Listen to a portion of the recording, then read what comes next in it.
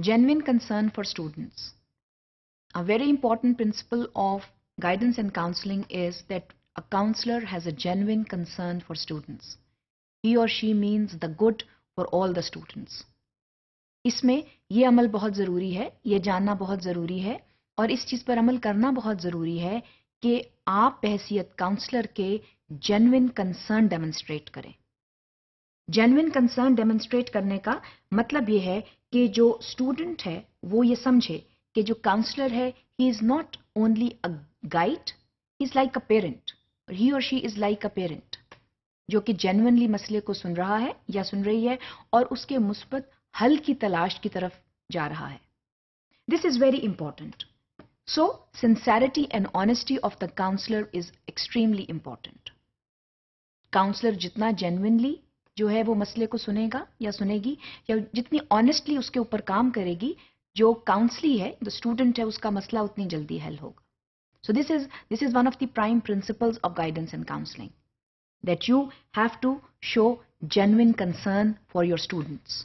Only then we can arrive at possible solutions. Otherwise वो hit and run वाले जो solutions हैं वो ज़्यादा देर तक कारआमद साबित नहीं हो सकते. अगर हमने परमानेंट सॉल्यूशंस की तरफ जाना है तो जेन्युइननेस का दिखाना जो है वो बहुत ज़रूरी है. इसके अलावा जो जेन्युइन बिहेवियर है काउंसलर का, उसमें transparency is very very important.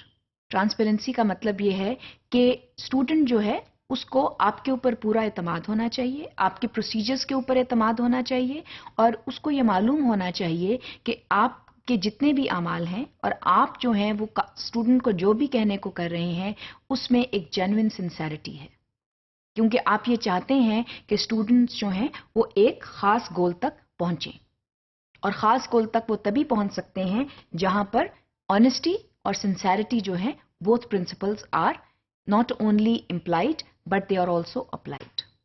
So this is one important concept that we needs to understand. अब जब हम genuineness की बात करते हैं तो उसमें सबसे पहले congruence आ जाता है. Congruence से हमारी क्या मुराद है? Congruence से मुराद है that you are consistent in your words and behaviors. When you show concern, when you show genuine concern for students, there is a consistency in your own attitude as a counselor. क्योंकि अगर आपके attitude में consistency होगी तो student जो है वो आप पर एतबार करेगा या करेगी.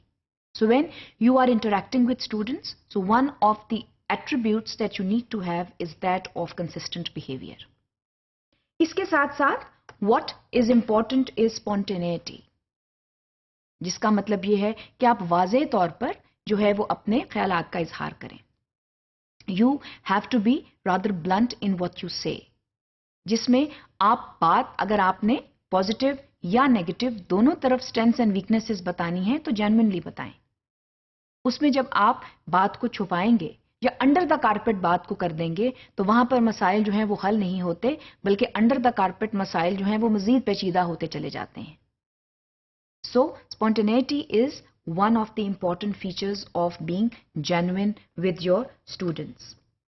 इसके अलावा what is more important is giving positive regard to the counselee. Positive regard का मतलब ये है that you respect the individuality of the student. Individuality का मतलब ये है कि एक स्टूडेंट जो है उसके खास मसाइल हैं, वो खास मसाइल में घिरा हुआ है. Again, those problems can either be academic or behavioral, or they can be connected to the student's life outside the school or inside the school.